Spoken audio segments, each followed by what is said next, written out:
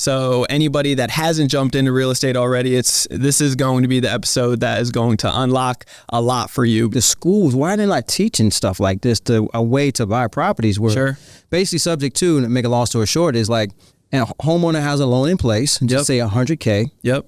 Right? Yeah. So what I'm focusing on. Hello, you're listening to Ready, Set, Go Real Estate Investing Podcast, presented by Brandon Elliott. This show will be going over all aspects of real estate investing and is intended to educate, motivate, and prepare you to take action on your first or next real estate investment. For more information, please visit BrandonElliottInvestments.com. Thank you for listening and enjoy. What's going on, guys? Welcome back to Ready, Set, Go Real Estate Investing Podcast. I'm your host, Mr. Brandon Elliott. I'm excited today. We got a veteran in the game, somebody that's been doing it since 2009 when the whole world was really just going all crazy, right? And everybody else was panicking about real estate. You know, this guy got into it. And I think it's one of the best times. It's one of those times that we could potentially be going in the next year or two. So anybody that hasn't jumped into real estate already, this is going to be the episode that is going to unlock a lot for you, because Antonio has tremendous amount of experience. He's done over 700 plus real estate transactions, raised unlimited amounts of money. And we're going to talk about that today. Started off with wholesaling originally and really focusing a lot more on subject twos today. So I just couldn't be more excited to be able to pick this apart today. There's going to be awesome just information that if you haven't already got started in real estate, or if you're really wanting to grow and scale your company today, this is the episode. So what's happening, man? How we doing today? What's up, Brandon? Thanks for having me on here, man. Yeah, man. I'm excited to have you on, bro. So for anybody out there that doesn't know who you are, where you're from, how you got started, you mind just giving that 30,000 foot view for us? I think you just said a mouthful. Yeah. You just gave it all the way, man. You just gave the whole grand introduction. I don't feel like I need to introduce myself, honestly, man. I mean, I've been in the game 2009. That's all I can say. I've been doing this for 14 years. Journey still going on, still learning every day. Yep. Nonstop education. And I'm loving this ride, bro. Oh, yeah. And I'm loving where we're at in the market right now, too. Yeah. So everybody out there that is talking about the market, the fear index, and all the craziness out there, while, active real estate investors are like yourself, like loving it right now, right? Mm-hmm. Talk to me about that, because somebody that is uneducated, the fear index is just crazy for them, and they don't know how to keep up with it. And they're saying prices are crazy. The interest rates are even worse. Everybody's claiming. So, why do you actually state that this is the best time and you're loving it? For an active investor,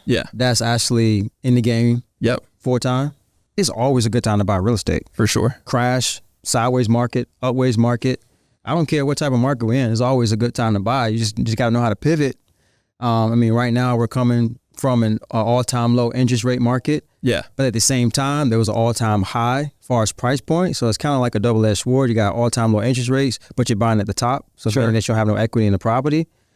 So was that a fear when people was buying at the time? Yeah, no. The media was sharing that it was all-time low interest rates is the best time to buy, but people were buying at the top peak. Oh, yeah. Top of a roller coaster with no equity in their property. So now these people have these properties where, guys like you and I, we get to pick these properties up with low interest rates, because people have this fear now that is the bad time to buy, and they're saying, you shouldn't get into real estate. So I'm getting probably 3 to 5 sub 2 leads in my inbox a week. Oh yeah. Subject to properties. We could talk deep into that. Yeah. And a lot of these sub 2 deals, not all of them, but most of them are from the pandemic. I call them pandemic loans. Sure.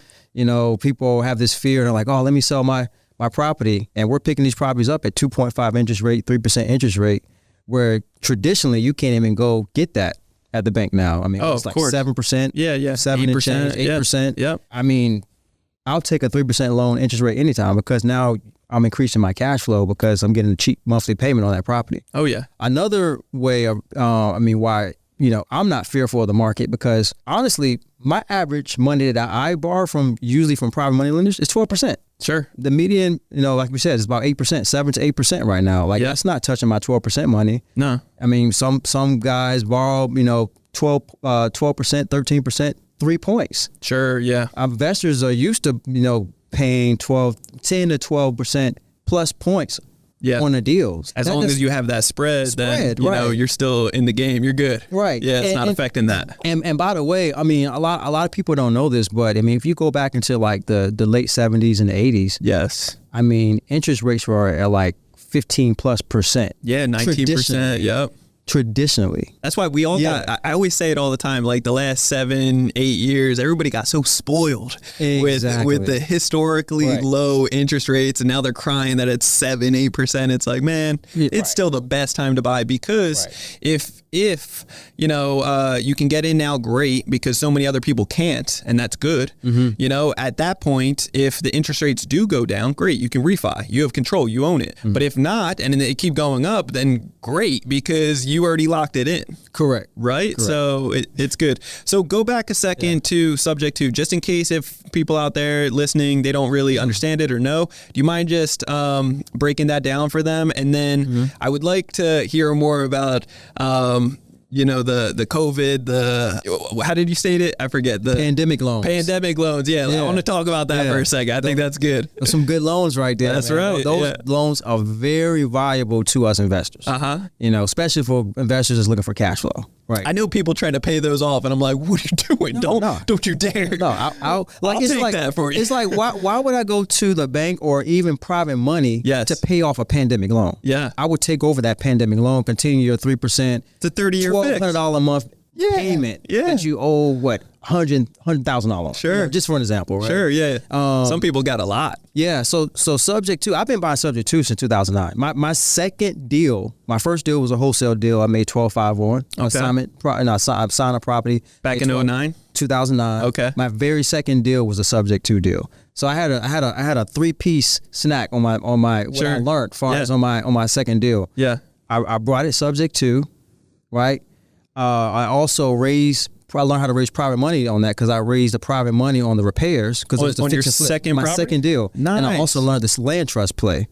So the sub 2 that I brought, I put into a land trust, and I also raised the acquisition was the sub 2. We kept the loan in place, but I still needed the money for the repairs. So I raised private money on that. All in one deal. So on your second deal, by the way, you just like got pushed into success of like, man, we're gonna ramp this up real fast. Second deal, and like what I learned, I had shout out to my guy Chris Haskins, because I didn't know this myself. Okay, I was gonna say, who was the mentor? He was the mentor in that time. Yeah, nobody knows that. In that time, like now sub 2 is like trend, and everybody's talking subject to. Now you got these wholesalers that are wholesaling subject to. Sure. Yeah. When it's like 4 or 5 years ago, it wasn't like that. People were just doing traditional wholesales, which is amazing. Sure. Like I can buy sub 2s from wholesalers now. Yeah. But anyway, back in 2009, like I picked up this deal sub 2, and I was like, how is this even legal? Like, it's insane. Like where have the world been, and where have we been? Like the schools, why are they not teaching stuff like this, a way to buy properties where basically subject to, and to make a long story short, is like, and a homeowner has a loan in place, just say $100K. Yep. Right. Their monthly payment is $1,000 a month, principal, interest, tax, and insurance. Yep. And just say it was a 30-year loan, but they've been living there 10 years. Yep. Meaning there's 20 years left on the loan. Monthly payment is what? They said $1,000 a month, right? Sure. I go in, I keep that loan in place, that $1,000 a month, to say 4% interest, and it still goes through a traditional title company standard closing. But at the closing, instead of me paying off that $100,000 loan, that $100,000 loan stays in place. I'm taking over that loan. Yes. And if they don't want any money at the table, I'm just going in paying closing costs. Yeah. And I'm taking over the loan, and on the settlement statement or HUD, it says subject to existing loan, $100,000. Yeah. Whatever the balance of that loan is. And if their bank or their loan is with, just say Bank of America, right? I'm just going to continue that $1,000 monthly payment to Bank of America throughout that 20 years that's left, or until I pay it off. Yeah. That's a subject to. I'm just taking over the existing loan. Subject to, so you're taking it over and putting it in your name, or you're paying that. Correct. Yeah, just taking it over subject to the existing mortgage. So to add to that, this might confuse some people, so I'm going to try to make this layman terms as possible. Yeah. The mortgage stays in that homeowner's name. Okay. However, at the closing or with the title company, the deed gets deeded over from seller to me or my company. Yeah, that's the important part. That's here. Important. Yeah, the mortgage and the deed is two separate things. So the mortgage stays in their name. Yep. because I remember their name. The mortgage is I'm taking. You don't want to mess with that rate. You want to stay with how much they've already paid down, the equity in it, everything. Whatever that monthly payment is, whatever that interest rate is, how many years left on the loan. Those terms, whenever they got that loan approved, I'm taking over that existing loan. I love it. Right, but the deed gets deeded over to my name at closing. So when you look on the public record, I own the property. Yep. Even though the mortgage is still in their name. And so there's people out there that naturally get scared of that, thinking that the chance of actually, as if you're selling the property and it could the bank can actually come after you, right? That happened to me. It did happen to you. Yeah, it happened to me 5 years ago. In 2018. I was going to say that never happens. Yeah. But with the random 1% chance that it does, which bank was it? And Wells Fargo. Wells Fargo. Yeah. Okay. A duplex that I still own today. Shout out to Wells Fargo. What's happening? But it wasn't what you think. Like the bank didn't look up and like, oh shit, like the deed got transferred over. No. The owner raised his hand and called the bank. Oh, so yeah, mess up the whole playbook. Man, like I remember like yesterday, my assistant Stacy, she was like, "Antonio, you got a letter from Wells Fargo." I was like, "What is this?" She's like, I was like, "Open it," and she scanned it to me, and I was like, "Fuck." Yeah. So what happened? The loan got called due. So it was a duplex, and it wasn't. Is that what the case was? You had to pay off. So I'm gonna tell you a story because I feel like this is a very important, so important, worst case scenario story that people. I like to share the dark stuff. It's not all glitz and glamour. Sure, you know what I'm saying? So it's like, that's good. I never knew anybody that got the loan card. Ever. You're the first one, bro. I'm calling my mentors been in the game 20 years, 30 years. I never got my loan card due, Antonio. I called an attorney. Yeah. So I called the attorney that actually originally closed that deal. This was in Virginia. Okay. It's a duplex in Virginia, and I still own it. Okay. I still have it subject to, by the way. Good sound. So let you know that I got around it. So the owner, when I closed the deal 5.5 years ago, he called the bank to cancel the insurance. Okay. So he sold it to me, and he was like, I sold the property. Can you cancel the insurance? And it was like, the loan is still in your name. We still see this loan in your name, Mr. Mungo. Like, he was like, oh, no, I sold it. Look, here's the settlement statement. He was sending them like, send them documentation. He was sending them receipts, bro. Oh my gosh. Yeah. So they was like, oh shit. So they saw that. They saw the trend. They saw the settlement statement. Yeah. They don't have a choice. They looked on tax record. Yeah. Saw that the deed was transferred, but the loan's still in his name. Yeah. So they saw my mailing address and all of that stuff. Okay. They sent it to my office and sent me the letter. So I had three options. I had to pay it off in full. Okay. I had to deed it back over to Mr. Mungo, the original owner, or I think it was a refi, or do an assumption with them or something. It was three options.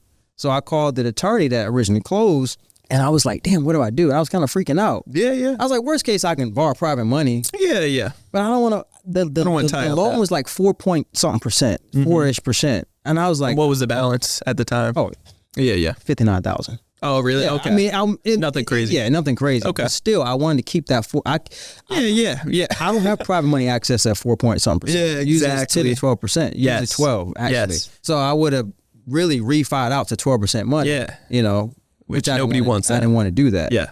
But I was still freaking out because it was like the principle to me. I'm like, this loan got called due. So I ended up calling the attorney, and you didn't know anybody else. Like, I don't know anybody else. You're the first one, so I'm glad to have you on to get this. This is something like this could happen. Especially all these people that are buying subject to all of a sudden these last few years. This could happen. Soak this up just in case. So I got the letter, and I called the attorney, and I always put my subject twos in land trust, by the way. Okay. Always. Why is that? Good. So just in case, just say his last name is Mungo. Okay. All right. So I put it in Mungo Family Land Trust. So if the bank looks on tax record, they won't know. I'm like, oh man, it's still Mr. Mungo here. Just you put it is his family. Just a transfer. Yeah. It's his land. He put it in his trust. But I'm behind the scenes. My company is the beneficiary, and I appoint a trustee to sign off the behalf of the land trust. That's very savage. So That's very savage. It's a legal savage play. Yeah. Of course. That's good. Yeah. So I put it in land trust, and so what I did, my attorney was like, Antonio, so why won't you deed it back over to Mr. Mungo? And I remember cutting him off. I was like, I don't want to deed it back over to the owner. Like, what if he decides to keep it? Blah, blah, blah. And he was like, no, but instantly he's gonna come in. You're gonna deed it back over to him. But we're gonna do a silent deed back over to you with you to POA. but we're not going to report that deed to public record when he signs over back to you. I didn't know you could do it. So when he did, it's like a pocket deed, what they call it, a silent deed or pocket deed. So we signed it back to Mr. Mungo, came back to the same closing attorney, right? Mm-hmm. Signed it back to him. They recorded his name back to the public record. Sure. He went back to the bank and said, "Hey, I own this property again." Yeah. But the time that he signed over, he signed it back over to me. It was like he signed this and then he signed it back over to me. He signs another one, yeah. And with a POA. Yeah. But that was in the escrow pocket deed. Okay. Right? Yeah. Because I still have control. Yeah, yeah. He signed that I basically still have full interest or full ownership of this, but they didn't record that yet. So basically nothing changed at this point. It was just that scare at the time make you have to jump through a couple more hoops of signing a couple more documents. I'm sure more additional closing costs or something. Yeah, that was a few $100. Yeah. Is what it is. It was we did a deed of gift. Okay. Yeah, deed of gift back to him to record from the land trust I originally had it in, Chicago Family Land Trust. Yeah. To his first and last name. He sent that proof to them like, "Hey, I own this property again." Yeah. Right? Yeah. And they said, "Okay," boom. Wash the hands, and then like months later, I think it was like 2 months later, they used that pocket deed that I originally owned it. Sure. Put it back to my land trust. Man, I love that. That's good. Yeah. And I haven't had it's been over 5 years. I haven't had anything since. Okay. Does Wells Fargo still hold it or they sold it? I still pay the $497.88 every month. It's ACH. Yeah. I love it. It's a $497 payment. Yeah. It's nothing. For as long as they still keep getting there, they're good. Yeah. Duplex. Yeah. Does that make sense? I want to make sure I explain that right. No. You broke it down very good. So for people that's watching this, like if you ever get a loan call due, like that's the way I got around. Yeah. On sale clause. Yeah. Literally. Yeah, man, I just feel like it's that brings up another good thought of just making sure that you're educating the seller right properly, so that they're not doing anything. Kind of give them the after you close the deal, you kind of walk them through. Hey, now these are the next couple steps. Yeah. How you get out of your insurance is call your insurance company. Like I'll get insurance myself and put it in. Well, no, I wanted to keep the insurance in place. You did, yeah. Okay. Because it was principals, interest. Oh, it was already locked in. Principal, interest, and insurance. Yeah. Principal, interest, tax, and insurance. I'm sorry. Sure. It was PITI. Yeah. So I don't know why he called. He was just messing things up. Yeah. He was messing things up, and that was our fault for not giving him the exact blueprint of what not to do. Sure. Right. And he knew the concept. He knew what we was taking over his loan and whatnot, but he didn't know the part that, hey, I can keep the insurance in place. Yeah. Question. So with subject to, because you're having it in their name for that period of time, it's still reporting to their personal credit. Mm-hmm. So if there's anything down the road that, you missed a payment somehow, very unlikely, but if it ever did happen, it would affect them, or if they're ever trying to get another property, then that could come up, right? Or something related to their credit, creditors will be able to see. That's a great question. So basically, there's no servicing companies out here that you can get around that. Yeah. So I know one is like West Loan, westloan.com. If you go to them, if you use their note servicing company and make the monthly payment through them so they can pay the mortgage, and you pay on time for around 12 months straight, they somehow get the mortgage off their debt, the seller's debt. That's a whole different loophole in this. That is. I like that. Yeah, like westloan.com. Yeah. Yeah. Okay. That's good. Yeah. So let's go back to the very beginning. Why real estate for you, and how'd you get that mentor? Well, I come from the music business. Okay. And my mentor Chris at the time, I saw his We Buy Houses truck. Yeah. Like early 2009, he was driving, and I stopped him, and at the time, it was like the law of attraction, I guess, because my mom had just gave me the bitch Rich Dad Poor Dad not too long ago. I read that. Love it. Opened me up to real estate. I feel like everybody pretty much. All real estate investors. That's like a cliche thing. But I really read that book. Yep. First book I read cover to cover at the time. Same here. Opened me up to real estate, and it still seemed like impossible to do, but I still was opened up to the fact that like, wow, like you can invest in real estate with none of your own money, right? Yeah. I was like, wow, like, okay, it's cool, but I still kept doing my music. But then around that same time, I seen this We Buy Houses truck, green truck, just cruising in my neighborhood doing 15 miles per hour. I think he was driving for $1 a day. Okay, yeah. And I stopped him, and I was like, hey, like, you buy houses? I don't usually do this. It was like out of my like comfort zone. He's like, yeah, like I'm looking to buy 3 to 5 houses. You know, the typical, I'm looking to buy 3 to 5 houses. I'm going to take my business card. Like, everybody, I pay a referral fee. And honestly, like what really enticed me, he was a black guy. And I was like, damn, he looked like me, sound like me. Like that's unusual in the real estate, especially back in 2009. It wasn't many black people that I knew about. Okay. That I knew about that was like around or seen that was doing real estate. So I called him the next day, or next couple of that week for sure. And we met at Starbucks. Yeah. He came to Starbucks with a $40,000 check. He's like, yeah, I just flipped the deal with no money, no credit. Oh, yeah. So that resonated to the book. He's like, boom. Yeah. I was like, damn, like, how you do that? Like, he's like, yeah, I did an assignment.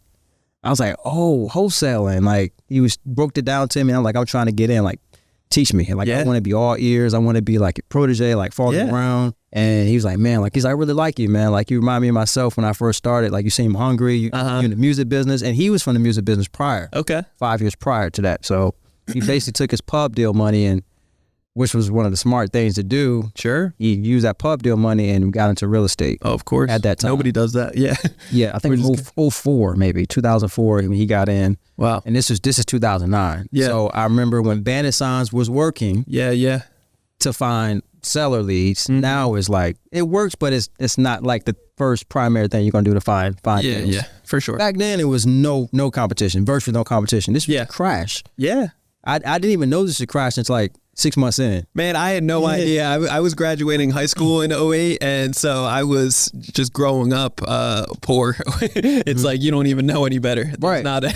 There's really no difference in life, and I wasn't around any high-level people to hear them mentioning anything about it. Now it's easy access. We're getting access to high-level people with social media. For sure. 2009. So MySpace was correct. MySpace was popping. Yeah, exactly. Facebook was just about to take off in 2009. That's true. Yeah. I love that, man. So, but he had me put 100 banner signs. I ordered 100 banner signs on my last little bit I had on my credit card. Yeah, a couple $100 at the time. Yeah, with stakes. Yeah. I put them all out in one night myself. Yeah. And I got that one lead, 721 Potter Road, Chesapeake, Virginia, man. Yeah. Crack house. Yeah, crack house. I walked in there with my mentor. And I'm seeing how he's negotiating a deal. You see, it was 5 heirs, one sober brother, and his 4 brothers was cracked out in the house. They lived no power, shit in the toilet. Yeah, it's crazy. Yeah. This is my first experience. I'm like, damn, like who? I really want this real estate stuff. But I was like, who will buy? Who wants these type of houses? How are we gonna get rid of this one? And where I come from, I'm like, I'm around these houses all day. Sure. Like I see these all the time, but I never knew they were money makers until then. Yeah. We locked it up at a discount, $48K. Yeah. Flipped it for $60,500. Yeah. The rest was history, bro. Let's go. My second deal was a rehab. Yeah. And after that, I only made $3,000 on that rehab. Mm-hmm. Where I could have wholesaled and make $5K at that time. But I learned a lot. I learned the land trust. I learned private money. Yeah. And I learned sub 2. It sounds like with that mentor, you got so much just like force pushed into all these different strategies, which is incredible for the experience hands-on doing it, Bro, it's like I'm so grateful and thank God for that, man. Yeah. I did 26 deals my first year. Yeah. Let's go. Yeah, and that was basically, so my second deal was a rehab, and the rest after that was wholesale deals. Okay, yeah. I was like, man, I want a wholesale deal. Once you look at the numbers, you're like, and the headache, the efforts, the energy, you're just like, nah, I'm good. Yeah, so I flipped 26 deals my first 12 months. Okay. And it was off Bandit Signs and MLS. Yeah. Okay. MLS was so easy to get deals. Like I can get a deal. As a wholesaler. Yeah. Like I can get a deal for 60. I was wholesaling my land trust back then. So that's how you can wholesale a bank-owned property. Yes. If your buyer's okay with buying the beneficiary of your land trust over, you can assign a bank-owned property that way. Yeah. That's the way to assign a land trust or a bank-owned property. Okay. Without doing the double closing. Does that make sense? Yeah. Yeah. So I was assigning my land trust to these new buyers that were coming into the game. Like I was a new investor myself. Yeah. I had these buyers that was coming into the game that, started in 2008, 2009. Mm-hmm. Like me. Yeah, I started in 2011 working for a company, and then I got so much just education. I mean, little education actually, I would say, but way more motivation. Actually seeing the systems, the process, and there was a lot of pre-foreclosures then, so it was pretty eye-opening. But these bank loans coming back, bro. Oh, I believe it. Yeah. They're slow. There's a lot of shadow inventory going back to the pandemic loans. Yep. It's a lot of people behind on mortgages. One of my students just picked up a sub 2 and they bought the property. Guess when they bought the property?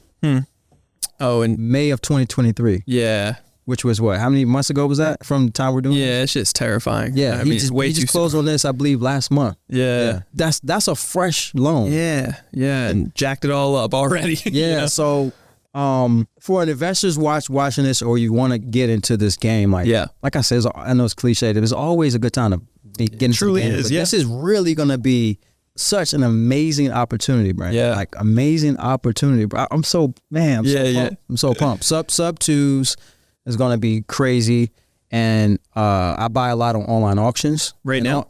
Always. Not always. Since 2016, 17 was like 2016 was when my start, give or take. Okay. Was buying from online auctions, but it slowed up. It slowed up in like 2019, give or take. Okay. Inventory. Yeah. But now I'm starting to see like every week I'm like, damn, like it'll say like new. Mm-hmm.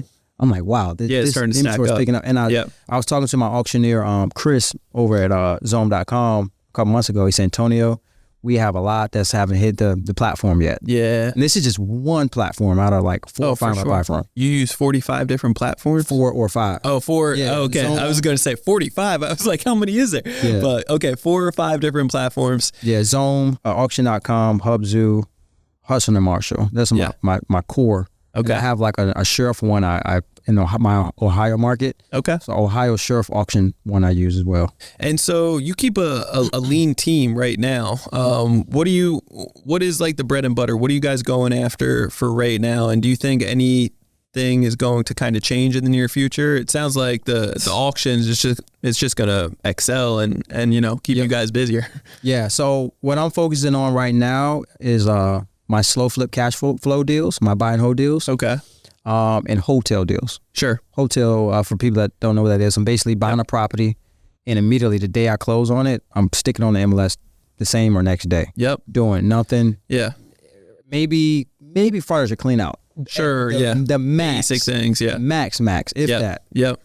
Yeah, it's already good to go. You can just put it right back on the market. You got a great deal off market, and now you're going to put it back on. Okay. Yep. So, but my buy and hold model, which is like you heard of slow flips, right? Yeah. You said my slow flip formula is basically it's recession proof. So it was coined in the recession by my mentor, and I've been using that strategy for 10 years in 2013. And break it down for anybody that doesn't fully grasp it. Yeah, so I'm buying properties typically in the 30 to 50K range. Okay.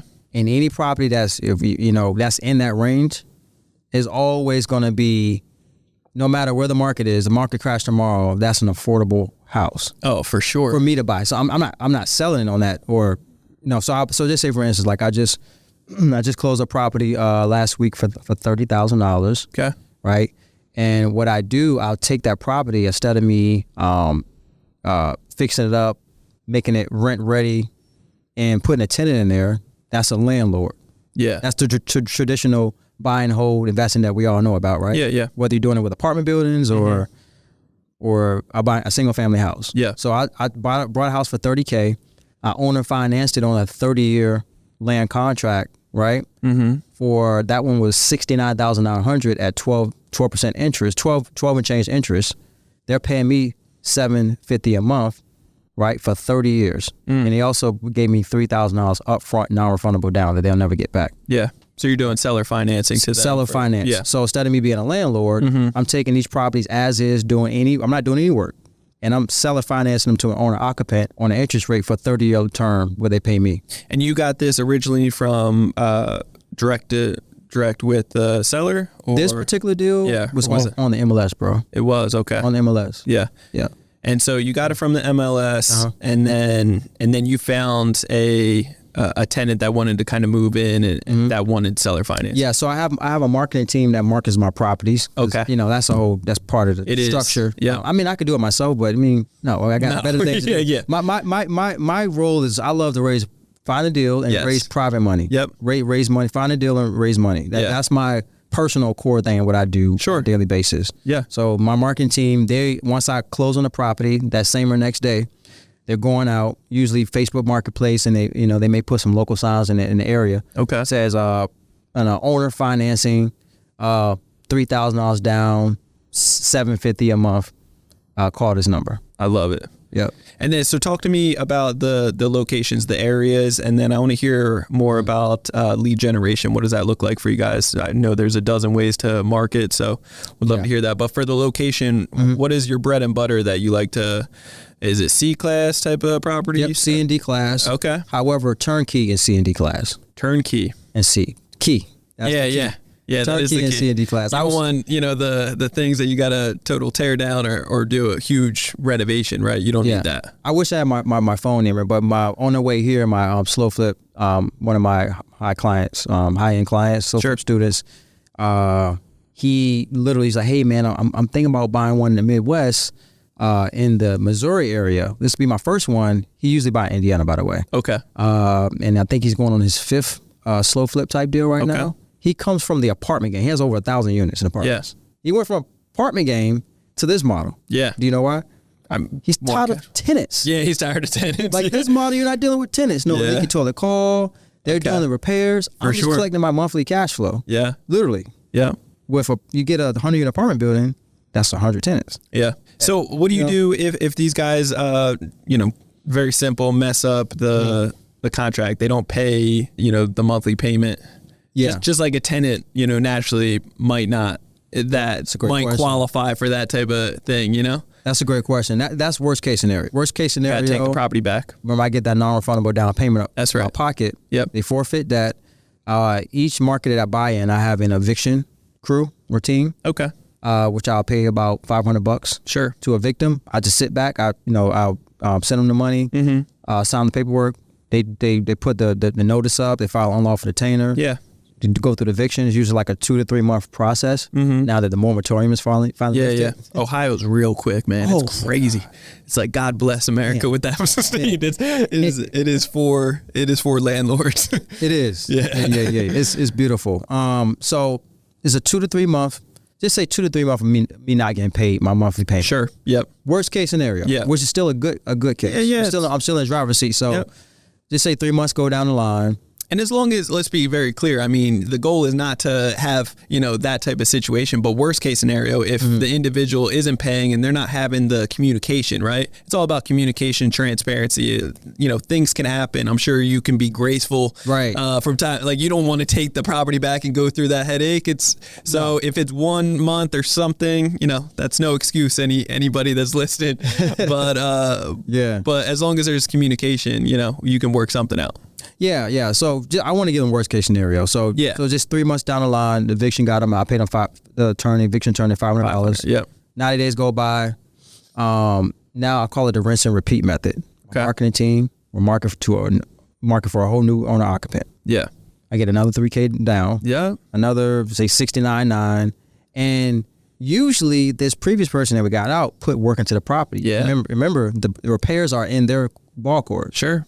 They made it just maybe to put some basic floors in it. And when you give them the ability to actually take ownership of the property, it's a whole different mindset. They start doing all these little things that, hopefully it's for the better, but in many cases it can be. So that's good. So that 3 month of vacancy, I'm really recouping that with that new non-refundable down payment. Yeah. And who doesn't want to, that can't qualify with a bank, but has the 3K or that can find the 3K to be able to get started? You say who can? Like who wouldn't jump into that right away, right? When you start marketing again, it's like boom, right away. I'm sure it fills up. Exactly. I got one right now in Ohio.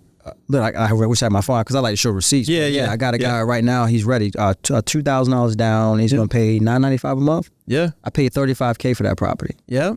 I mean, I don't need a calculator to do that return. Yeah. That's just a beautiful return on money. I love it. $35K that I paid for it. I'm going to sell it to him. That particular one, I think, is going to be $79,900. How much are you out of pocket with the actual property when you got it?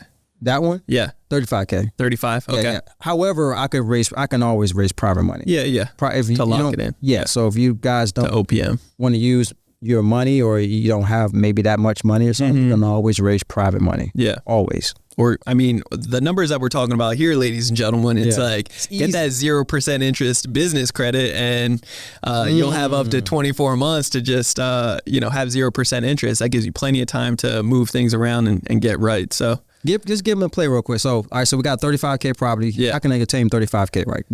So this is simple. I mean, it really just comes down to getting your credit score right. As long as you don't have any drastic issues on your credit cards. There's so many banks out there that are giving out 0% interest. And if you're doing it right, you can actually do a mass apply is what we call it, where you actually apply for anywhere from 10 to 40 plus credit cards in a 30-day time frame, getting 0% interest credit. You can get up to 500K in the next 30 to 90 days. Boom. I mean, 500K, that will go a long way with this guy to be able to, actually get a bunch of these properties. Yeah, that's a play. That's a major play, bro. Yeah. I love that. Yeah, me too. Yeah, business credit is amazing, man.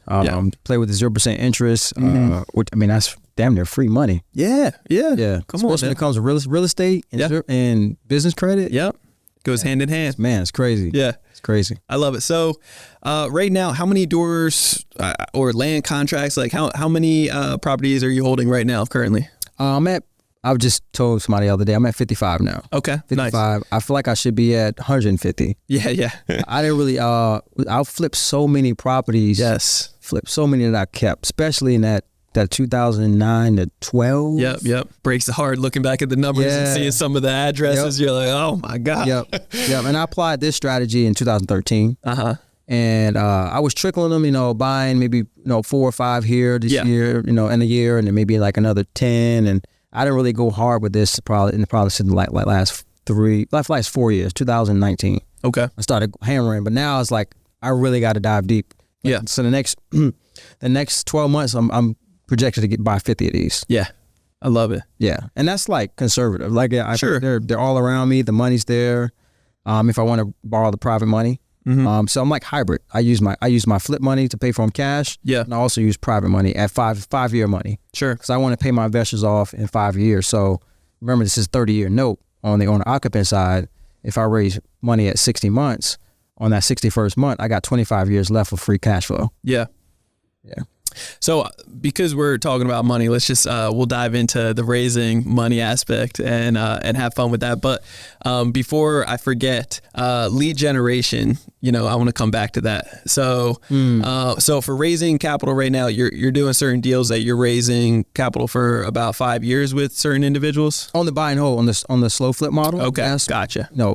Hotel or stuff that I'm buying on the quick flip stuff. Yeah, that's in and out. Yeah. And then and right now money comes pretty frequently, easily, and abundantly, right? So so right now, how many private money lenders have you think you've dealt with over the years? I don't even know, bro. Yeah. I don't know. Yeah. I don't know how many deals I've done. Like I said, it's like 700 plus. I mean, it's I've done so many deals. I raised so much private money. My first private money deal was my second deal in 2009. That's crazy. That's so amazing. My second lender, I remember, was my grandma.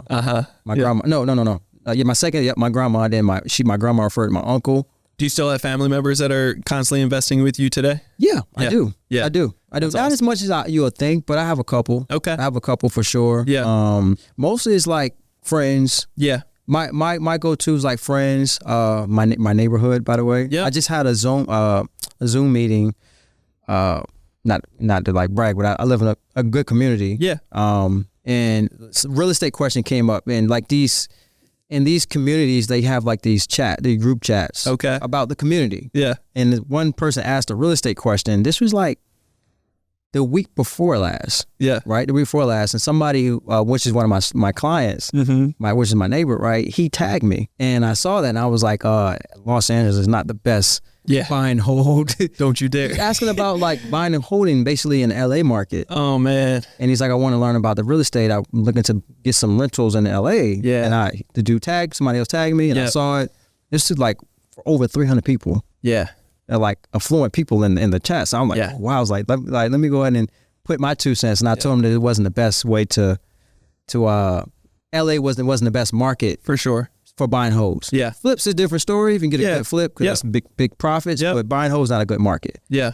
So the interest it was like boom, boom, boom, Antonio, blah, blah, blah. And they were all tagging Antonio. So what's your model? Blah, blah, blah, blah, blah. And then so the admin created neighborhood a neighborhood real estate chat. Oh wow. So over 300 people, 75 people came into that chat. Wow. All tagging me and like asking me all these real estate questions. Yeah. So last week I had a Zoom call with those people. Just raising a couple million on the side. So I got hybrid. I got people that want to do the slow flip model. Yep. You got to figure these are like LA people. Yeah. Like these people drop $1 million down on the property they live in our community. Like, Oh yeah. that's insane. Yeah. So when you're talking about a 30 to 50K property, they're like, my property taxes is not, you know what I'm saying? Yeah. It's light work. That's okay. Literally. So I got hired. I got the slow flip clients out of that, and I got private money. Yeah. Yeah. Well, it's just letting people know what you do. Yeah. So my ideal client for private money is usually like friends, family, or athletes. Yeah. That's like my avatar of private money. And usually like referrals from there too. Like, Yeah. yeah. I love that, man. Last year it's crazy market that we live in, but out here in San Diego, it's nuts, the numbers. We did one of our flips last year. We netted 475K. Ooh. It's just like in a 90 day that I had nothing to do with it, you know? So it's just incredible, but it's funny too. It's like, you made it into a certain neighborhood when you guys are on like a group chat or something. I was like, wow, this isn't what I grew up with originally. No, bro. No, but it's like, to me, that alone in itself, especially in the industry we're in, that's an investment. Yeah. It's the neighborhood in your community. Yeah. People always ask what you do. It's important, yeah. That's just natural. The higher you're up to go, it's just a habit for people to ask what you do. Yeah. When you like the least money, you don't make a lot of money, that's not like normal. Yeah. People kind of try to hide with the money they make because, it's kind of like a triggering thing to talk about money or what you do. But when the more money you make, people just want to talk about how much they made and what they do. Yeah, and it's totally accepting. Crazy. Like I noticed that as like years went. Well, it's a poor mindset of like you don't have enough, so you don't want to talk about it. You don't want to talk like so. Growing up, we didn't talk about money much because there wasn't much to talk about. Right.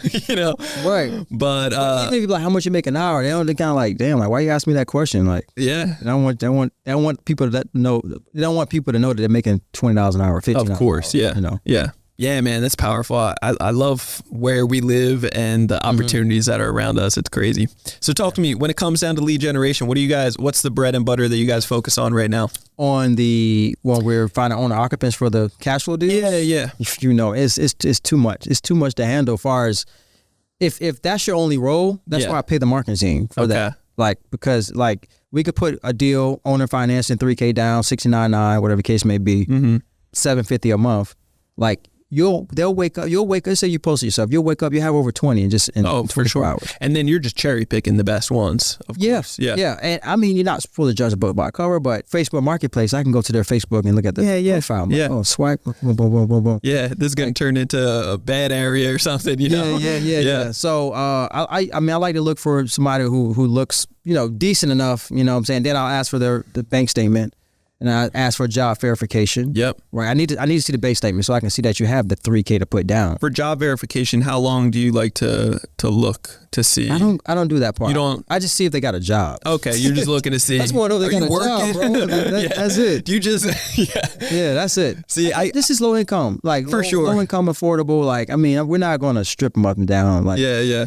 See, I strip them up and down sometimes, even in my Ohio areas, and I'll keep a vacancy longer just because of that, because I really want to see that they have like at least a year to 2 years job history, not jump in from, I had one person apply.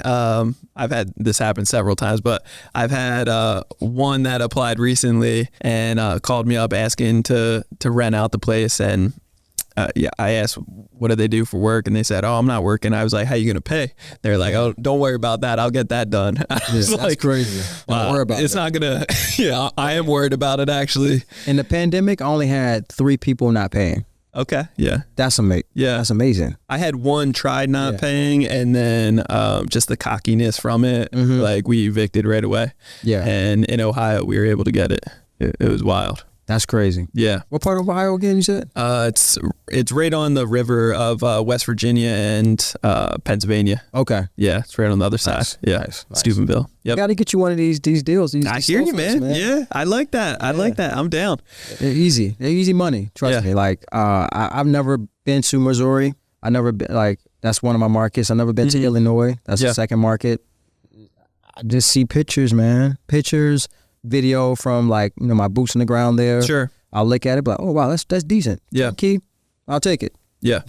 So as far as lead generation though, are you doing any other type of marketing for getting some of these properties from the seller originally, or are you you mean on the acquisition side? Yeah, acquisitions. Okay, acquisition lead source. Yeah. Man, I don't do any marketing. Okay. At all. Okay. I'm not one of the guys. Talk to me. What is it? Platform that's like, I do cold calls. Yeah. I do all the. I don't got time for that. Yeah. I mean, I've done all of that. Sure. But as like fucking social media. Yep. Like you tell people what you do in these Facebook groups. Now you've been doing it too long. You got too much of a brand. You have opportunities that come to you on a regular basis. I'm not going to say the brand helps. We know brand helps. For sure. Yes. Yes. However, if you don't have a brand, that's okay. Yeah. You just gotta be social on social media. Yeah. Social on social media. Yeah. Let people know what you do. What the hell you do? A lot of people just be scrolling. There's a lot of silent social media people. It's so not true. Social. Yeah. There's a lot of people that just scroll on social media just to be nosy or just looking at. They may just be looking at somebody else's deal they post. Yeah. Like if you post, if your intent is to be very intentional about looking for deals. Yep. I'm just giving you one way, but I'm saying you go to these Facebook groups. Yep. There's tons of investing Facebook groups for subject twos, creative financing, or just traditional ways to buy. Even private money Facebook groups. Mm-hmm. If you go in there and post like, hey, Antonio. Hey, my name is Antonio Edwards. Yep. I'm looking in the Missouri market. Here's my buy box. I'm looking for properties under 50K. If anybody had any properties under 50K, send me a DM. Yep. I mean, just see what happens, and trust me, you won't get DMs. Yeah. Because there's wholesalers in that group looking to find buyers. Or if you're a wholesaler, you just let people know, hey, I have a group of buyers in such and such market. If any wholesalers have any deals, let's joint venture. I mean, just put the message out there. Yeah, that's good. Yeah. So now I'm thinking selfishly to myself, because I got certain properties in Ohio that are like triplexes, right, and fourplexes. You're doing all this with single family houses, right? Are you doing anything? You wouldn't do this to. I have the duplex. Doing sale clause. I have a triplex. Yes. I don't have anything above a triplex per se. But in those situations, I'm sure you're just capitalizing on a stronger monthly payment and still taking all responsibility off. So now you're teaching them. Now you can be an investor yourself, and you can have the responsibility of renting out the other units, house hacking, whatever. You mean the investor that the end buyer that you're So on my duplex, the one that let's go back to that due on sale duplex. Mm-hmm. So that's an investor. Yep. At the time he gave me $10,000. You got to figure out, I took this over $59,000. Yes. The loan. Yeah. He gave me $10,000 non-refundable down. Sure. I sold it to him at 109.9. Now I'm like, I'll be happy if you walk away. I'll be happy. Just don't pay me. Yeah. Because I already know I can sell it for $250. Oh, of course. Yeah. I sold it to him over 5 years ago for 109.9. He's paying me $1,100 a month for 30 years. Question. So, and you know, I mean to cut you off, but now I'm thinking about it, and I hope he doesn't watch the podcast. Yeah. He can just block him out. He can like pay me off. It's worth $250. That's what I'm saying. So this is my next question that I'm coming up with. So what does that look like when equity, interest rate, whatever, like they start having so much equity in there, they can refinance, or they can, if they don't want to deal with it anymore, and they're just like, but this is worth this much, and I'd rather sell it. I'm not going to just hand over the keys back to them. I mean, then you would just get cashed out. All of my properties pre-pandemic, they can all pay me out and make or refi or something like. Sure, they don't. Yeah, they don't. I love it. Yeah, they don't. And so you do set them up for 30-year fix. You put a premium on it though. Mm-hmm. So if they did cash you out, then you still have a premium that they would have. I had at the moment, but any real estate, just holding it a couple years in this market, they're gonna do well. It's rare that's gonna happen. However, in the pandemic, that was just like a really rare time that we was in. So I had 3 people that did not pay me, and also I had 3 people that brought me out in the pandemic. They did. Okay. Yeah, they brought me out. Respect. That's good. I mean, good for them. But you look at it, I'm looking at the financials prior. I'm like, okay, 2 years ago you didn't have, $4,000 in your bank. Yeah. All of a sudden you got 100K, you got 70K, 80K. Yeah. We know that the government's giving everybody money. Oh, so I looked at it that standpoint. Yeah. But it was a good thing. So what I did, I went to go buy 2 more slow flips. Yeah. With that, so if I got 80K, I went to go buy 2 more. If you got 3. Yeah. It's just a good problem to be in. It is a good problem to be in. And at the end of the day, it's like, I love that model because you're really showing other people how they can get into this game too. You're giving them the possibility. You're putting the ball in their court. Exactly. Like you're really setting them up with a win-win scenario if they learn how to run with it. Right. And then a lot of these people, can't go to the bank, and maybe it's credit reasons. Yeah. Or on the flip side, it may not be credit reasons. Sure. Maybe it's an entrepreneur or some guy that never done his taxes in 4 years. Yeah. But he got a shit ton of money in the bank. Yep. But he wants to own a home. So it's not just for credit reasons all the time. Just I got people that live in my cash flow deals and my slow flip deals that got good credit. Yep. They just haven't done their taxes. They're just like under the table per se with their cash. And it really only takes 2 full years to get their things in order. You would think if they take it serious, it could be a lot less, but most people are taking a lot longer, unfortunately. So that's not a lot, but I have quite a few owner occupants or handymen. So they give me 3 or 5K down, whatever the case may be. They live in these properties and they fix them up. And like, I drove past some of my properties, the ones, because I'm from Virginia. So the ones like, if I go back home in Virginia, I'm like, damn, like that's the house that it's a completely remodeled property. Yep. Like, worst case scenario, what they'll give me the house back? That's remodeled, and I gave it to them as is. Yeah, it's insane. Man, this stuff's blowing my mind right now. Just because I'm looking at this big portfolio over in New Jersey, and I'm trying to get creative on how to take this one down, and this is a strategy that I'm going to start playing around with. I'm telling you, it's going to be really hard for me to go to the traditional renting strategy. Sure, it has to be really good. It got to be like a large apartment building. I just don't want to deal with tenants. I just don't want to deal with it. I don't like the tenant thing. Yeah, and it's just. I agree. I don't like it. Like the more units you have, the more headache. I don't care. I mean, they don't talk to this. Don't tell you this on social media. Sure, but they're telling you it's a lot of headaches dealing with tenants. Yeah, I love it. But when you like give them the paradigm shift, like you're responsible for the property. Yeah, you have ownership. Yep. Like I'm not getting no calls, bro. Yeah. I'm not getting any like I like that. One. Yeah. Like I'm not even exaggerating. Like I've been doing this shit for 10 years. Yeah. Like and I remember one of my students, he was like, yeah, like one had called me, this was like years ago. He's like, one called me for about the plumbing. He's like, yeah, I just referred him to a plumber. Yeah. Okay, I counted back. Like, here you go. I got a plumber for you. Back. Boom. Have a nice day. Like, Here, I'll help you Google it real quick. Like, best of luck. Yep. I love it. It's a great strategy, bro. Yeah. It's recession proof. Yes. That's very good. I think early in the beginning, you said you want to talk about it. A year or two that this market could possibly tank. We don't know. It's all we don't know. Yeah. But we do know the election's next year. Yeah. And I think that... And what happens then? Especially... Election always brings fear. Yeah. No matter who it is, Republican, Democrat, Republican. Yep. That just brings fear to the masses. And when there's fear, people stop spending. The banks tighten up a little bit. You know how that goes. Yeah. And this model is recession proof. Yeah. So the model tanks tomorrow. That means you're good. The rents are going up. Yeah. So if they default and I get the rinse and repeat, like I mentioned earlier, that $750 turns into $1,100 or $1,200. Are you putting anything in your contracts that the rent goes up over time for them? No, not rent, but Well, I'm owner financing the property. Sure. Only time it goes up is if my property taxes go up or my insurance go up. Okay. But it's just like any traditional belonging to the bank. They'll tell you the same thing. Like it's not a adjustable rate. Most of my insurances, just the last couple months, have all almost doubled. You said what? Said again? My property insurances. Really? Yeah. I'm looking into. Yeah, it's been a nightmare. So I don't know if I got ones in California that they're pulling out, and then I don't know what they know that I don't, but I'm like, man, why are these all doubling up or even not even becoming possible anymore with that insurance company? There's always somebody that will take it, but it's just one of those things. So do you buy anything in San Diego? Like buying holds? Yep. You do? Yeah. We do the BRRRR strategy. What's your average buy? $1 million.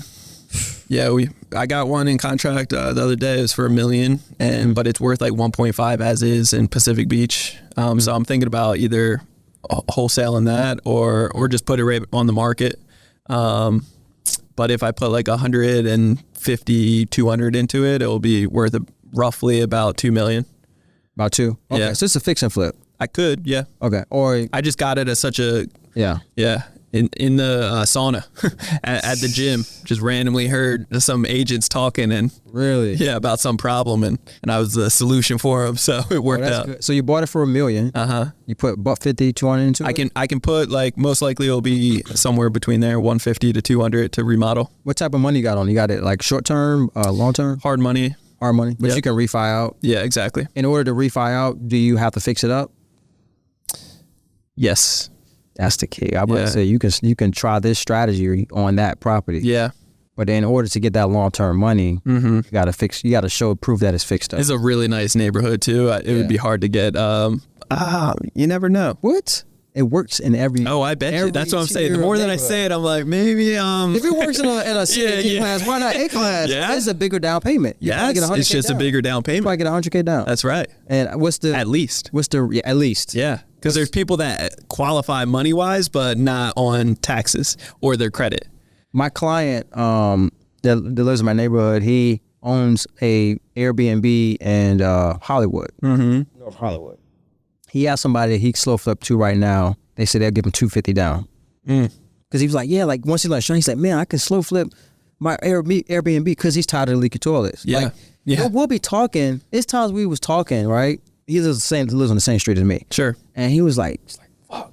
And he knows what call is. He's one of like the guests in the house. He's like, well, hold on one second. Yeah. They called back and forth. Like, fuck, man. He say, man, I got an issue. I got to take care of that. He's like, man, I'll talk to you later. It's like, Yeah. And he'll text you like, man, I'm tired of these leaking toilets. Vibe killer. Yeah. So he wants to convert that over to a slow flip model. It's a higher end property. Yeah. However, he has somebody ready to go at $250K down as we speak right now. So go to your point. Oh, I love it. I love it. Yeah, No, I'm going to works. play with this. Yeah, that's good. It works. Antonio, for anybody out there, like, well, first off, I want to hear what is the goal for you? Like, I know you said that you're trying to double up, get at least another 50 within the next year, but where else are you guys going as a company, as an individual? I know you're a family man too, so what does it look like for you in the future? What it looks like for me in the future is I want to, so the 5-year money, I want to get all that free and clear as quickly as possible. And every day I'm raising a new 5-year. Yeah. You know? Yep. So, you know, my goal in the next 5 years from today, I want to be the bank. Yeah. So I look at one of my private lenders right now. Shout out to Julie. She was just giving me a game. She's like, Antonio, she said, never use your principal. Only live off interest. And she lives off interest. Yeah. She don't touch her principal. Yeah. She say, my dad told me that years ago. She's like in her 70s. Yeah. She just Brilliant. She just lends on 12% money like it's nothing. Like, Yeah. 30K, Yep. 40K, 50K, 30K, 40K, 50K, and she lives off her interest and don't touch her principal. So that's my goal in the next 5 years. So the goal is to get your dividends, your interest up so high that you can easily, that will cover your lifestyle plus some. Right. So all these monthly payments that she has coming in from loans from me, from other clients, like it's like house money. Oh yeah. She can use that money and loan on 3 to 4 properties just off the monthly payment money. Yeah. You get what I'm saying? Yeah, it's crazy. And it grows and grows and grows and grows. So my goal is just to be the bank, sit back, live off interest, which is going to, I mean, that's a 5-year play for me if I do it right. Oh yeah. Buying these properties, at increments like, 50, 100 at a time. Yep. Get them free and clear. I have free and clear ones now. I'm like hybrid, like I'll pay cash and I'll use 5-year money. But if I get a collective of these free and clear and, and start, lending money, I believe that'd be like I could sit back and like, wow. Yeah. You know what I'm saying? I don't, I want to be in the real estate business, and that doesn't mean I have to buy properties. Correct. Like I just want to lend on properties. Yeah. There's so many ways to make money in real estate. Being the bank is the end result for so many out there. Bottom line. And I like the burst strategy, but I'm not a fan of it for me to implement it. I've done it many times. I just, for what I've seen, It becomes a pain in the ass over time. I'm sure of it. It works. It works. It works. Yeah. The leverage works. Yep. But I just remember the guys in the 2008 that got fucked. They were burned before the word burn got coined. Yeah, for sure. It's just a name. Just refinance. Yeah, it's been. I mean, that's been the strategy for slow forever. Been around. It's just a coined name. Yes, all of these names that people, I don't live by and get the credibility from. Yeah, it's just like a coined name. Yeah. It's that's been around before real estate, you and I baby. were born. Yeah. So, all the guys that I know that are wealthy, that are like not stressing and wealthy, I'm talking about wealthy and at peace, they're free and cleared out, bro. They got free and clear everything. The wealthy guys I know are free and clear and not stressing. That's the most important part. So you got wealth, you stress, you got wealth, and you're at peace. Yeah. Like the ones that are wealth and at peace, they're free and cleared out. Yeah. They have no loans, no debt. And they're usually the bank. They're lending hard money, private money. Yep. Those are guys that's my goal. Like, I don't want to be wealth and stressed. Yeah, nobody wants that. You know what I'm saying? Because I feel like wealth and stress comes from like you just leveraging a whole bunch of debt. You're just moving too fast. There's like a lot of debt going around. Like you could be 70 years old with just load of debt. I mean, that's not my model. Yeah. And I'm not knocking that model. It's just not my model. Yeah, it's just not you. Yeah. Yeah. I love that. I love it, man. This has been such a good episode. I appreciate it greatly. Thanks, bro. Yeah, let the listeners know how they can get a hold of you. Yeah, you can follow me on IG, Antonio _J Edwards. If you want to learn about my cash flowing model, just go to slowflipformula.com. That's slowflipformula.com. That's my bread and butter model. And yeah, I mean, if you want to hit me up on IG, send me a DM, let me know if you heard the podcast, or if you want to get into this game, I can show you how. I mean, it's definitely changed my life.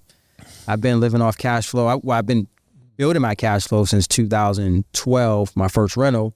In 2013, I converted my first rental to a slow flip and haven't turned back since. And so I've been building that for 10 years. And I started seeing my fruits of cash flow in like 2016, 17. And it's like cash flow was like, that is the trick. Yes.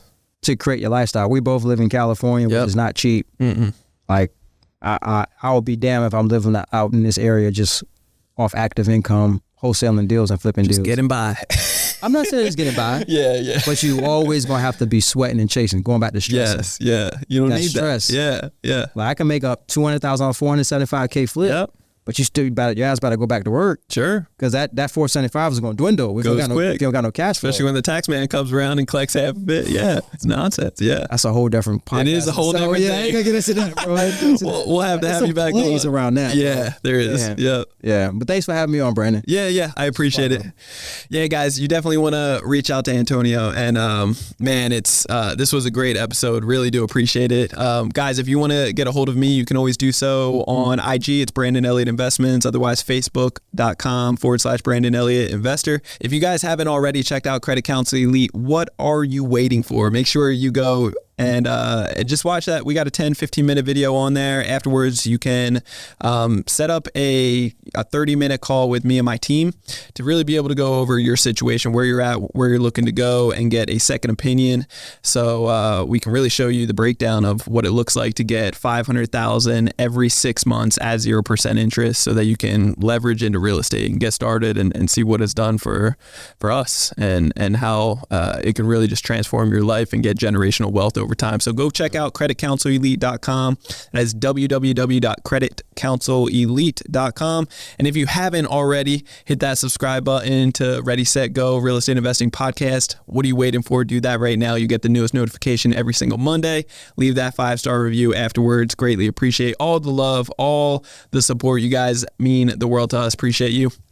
Till next time, stay blessed. Peace out. This has been another episode of Ready, Set, Go Real Estate Investing Podcast, brought to you by Brandon Elliott. For more information, please visit BrandonElliottInvestments.com. Also, please don't forget to like, share, and leave a comment below. Thanks again for joining. Until next time, God bless.